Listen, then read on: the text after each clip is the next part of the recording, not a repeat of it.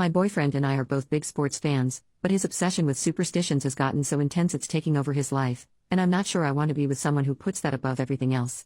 I, 24 female, have been dating my boyfriend, 24 male, for 17 months, and we have lived together for 5 months.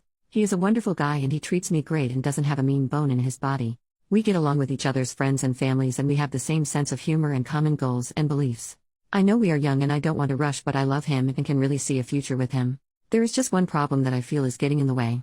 It may seem like such a stupid and insignificant problem because he doesn't hit me or cheat on me or use drugs or alcohol to excess. But it's really affecting our relationship. My boyfriend is obsessed with sports and is really superstitious when it comes to his teams. We live in Massachusetts and he is obsessed with the Red Sox, the Bruins, the Celtics, the Patriots and the Revolution. I like sports as well, but he takes it to a whole different level. He gets superstitious and has routines and things he does because he believes it will help his team win. Some examples: earlier this season the Red Sox went on a winning streak. The day they won their first game he had a day off work and he fallen asleep on the couch the night before still wearing his socks, so for the entire winning streak he refused to take off or change his socks. He was washing his hair and body in the bathroom sink and wearing clean clothes, but he wouldn't change his socks or wash his feet. This went on for days and it was gross and his feet smelled so bad and he admitted he could smell them too, but he didn't care because he said it helped the team win. When the NFL season started this year my boyfriend's car was in the shop, so when he went to work the day before opening day, he walked to work and then took the bus home at the end of the day. This happened for the first 2 games of the season and the Patriots won every game and he was convinced that this ritual was helping the team. He kept this up for the first 10 games of the season, even after he got his car back. He didn't care what the weather was and even made the trip on days he wasn't working, even though it was 30 to 40 minutes each way without a car. 2 mutual friends of ours got married on November 28th of last year and he couldn't make the trip because we had to go out of town for the wedding. He was actually thinking of skipping the wedding, but I talked sense into him and he went, although he was tense the whole time. The next day the Patriots lost their first game of the season after winning 10 games in a row. He was pissed off and still blames me for it, and by blame me he just says it is my fault. He doesn't do stuff like yell at me or refuse to spend time with me. Just for clarity, he is not abusive. He has certain rituals for game days. He will only eat certain foods or drink his coffee a certain way or go to a certain coffee shop or gas station. For the last Bruins season he went and got coffee every morning even if he didn't want coffee. He has certain brands of shampoo depending what sports season or playoff it is. He will change his hairstyle or not shave if it is the playoffs, or he will only sit in a certain seat in the living room during the game. When we moved in together I moved in with him because my lease was up but he still had 6 months left on his. The plan was that after 6 months we would find a bigger place. I have an almost new living room set with a couch, love seat and 2 recliners. His living room furniture is ripped and on the verge of breaking. He insisted on keeping his because he doesn't know the temperament of my furniture when it comes to the teams. Seriously. I am not trying to be snobby because mine is newer, but his is being held together with pieces of wood and duct tape and has holes in it. I know compromise is important and at the time it wasn't a hill I wanted to die on, so I agreed to keep his furniture and give mine to my parents because they were looking for replacements, but now in the big picture I see why it was a problem. Another example is our wedding. We aren't planning on being engaged or married yet, but we have talked about the future. He has said that if we ever get married and engaged, the proposal and wedding would have to be on days when none of his teams are playing because he doesn't want the wedding to influence a game or winning streak or something, because we can't have a wedding every day for the team to win. So far he thinks July or August because 3 of the 5 teams, Bruins, Patriots and Celtics, are on the off-season and there will probably be a day when the Red Sox and Revolution aren't playing. He can't guarantee it will be a Saturday though. I am not saying anything for now because we aren't at the wedding or engagement stage, but it bothers me that he is so serious about this that it would affect our wedding. If we did get married and it was a game day I wouldn't even mind getting married sometime before the game was on and then have TV with the game at our reception. As I said, I'm a sports fan also, and I like the same teams he does. I enjoy watching sports but I think he takes it too far. These are just some examples, there are many others.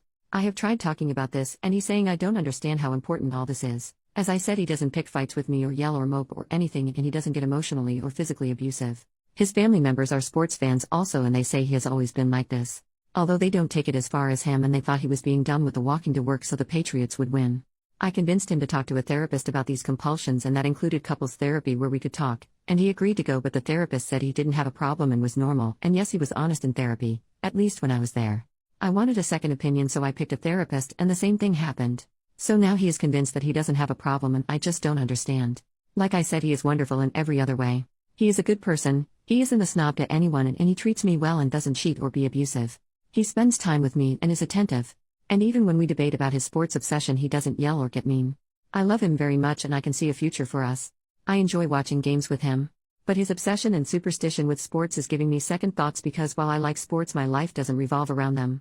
Since 2 therapists have said he is normal and not mentally ill or anything, he is convinced this is fine. We are due to move into a bigger place in a month, and while we haven't signed the lease yet, I'm not sure I want to do it without addressing this, but I don't know what else to do to make him listen. Am I being irrational and not understating, or am I right to be concerned about this and thinking of ending it? If anyone has any advice or thoughts, I would appreciate them. Thank you in advance for reading. Update 1 year later. Firstly, I would like to thank everyone who posted supportive and kind comments. I'm sorry I didn't answer them all. I had posted with a throwaway and some stuff had happened and I had forgotten I posted for a while. Now things have kind of evened out and I wanted to give an update for everyone who was supportive. He is now my ex-boyfriend. I read all the posts in a few days after I decided to talk to him again. It didn't go well at first, and that should have been a sign. There was a Red Sox game on when we were both home from work and they lost, and he was upset with me for talking to him and not letting him focus on the game, and interrupting the things he had to do. He was convinced they lost because of that and we had a huge fight. I should have ended it there. But I didn't. The next day we were both off work and he got me roses and cooked me lunch and there was candlelight and music and he asked me to dance with him there in the living room. He apologized and promised he would do better. He acknowledged it wasn't fair to me and said he wanted to get help and see another therapist. He talked about the future and us having a life. I stupidly listened. He did make an appointment with a therapist. He talked with me about his feelings and how I was feeling. He said he agreed that we would get new furniture for our new place. I tried to give him some space regarding his habits because he was committed to seeing the therapist and changing, and I didn't want to push him and him end up saying forget it. He was much more attentive though. I thought he changed or was at least really trying, but I was wrong. A week or so after we had fought and made up and he made the therapist appointment, something else happened that turned my life upside down. I had a mole on one of my arms, but I never thought anything of it. I had a new coworker and she pulled me aside one day and said she didn't want to scare me or be weird, but she is a 2-time skin cancer survivor and the mole did not look good. She stressed that I needed to see a doctor. I wasn't going to and she was noncommittal and she begged me to go. It turns out she was right and she saved my life. I made the appointment thinking the doctor would look in it and it would be no big deal. I had that mole for a while and never paid much attention to it. It was melanoma. I had to have surgery to remove the mole as well as to check the lymph nodes to see if it spread. The surgery was scheduled for a day my idiot ex-boyfriend had tickets to a Bruins preseason game. He asked me to postpone the surgery because he couldn't skip the game as it would affect the team. He was actually being serious. He went so far as to call my doctor and tell him I wanted to postpone the surgery and he was calling on my behalf. He said if I went through with the surgery he couldn't be there for me and I needed to understand because the team needs him.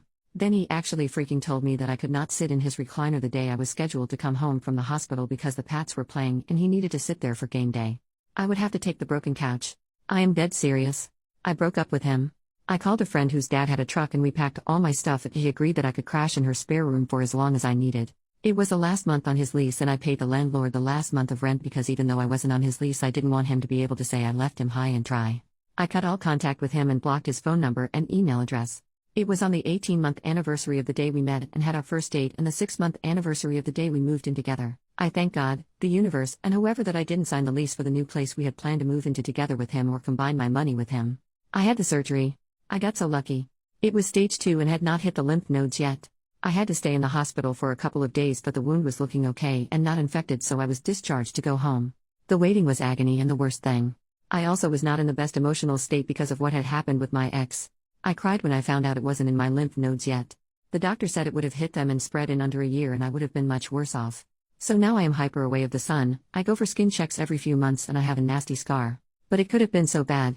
That coworker saved my life, and we are friends now. Yesterday was the 1-year anniversary of my surgery. I had so much support from my friends, family and coworkers. I will never forget it.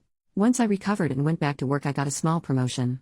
I started night school for college last month, while I work full-time during the day. I've taken up rock climbing and last month I started night school. It will really help my career and I am excited about it. I'm single since I broke up with my ex, but on Monday I had an impromptu date at the juice bar with a guy I'd bumped into at the gym.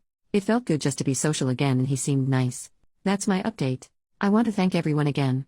I haven't seen or talked to my ex since I broke up with him and left. I did hear through the grapevine that he stayed in his place when the power went out and there was no heat for more than one day when the temps were below freezing and there was a blizzard because he wanted to sleep in his bed and sit in his chair to help his teams. He apparently had to be taken to the hospital for exposure because it was so damn cold. If he doesn't want to change, that's his problem and not mine now.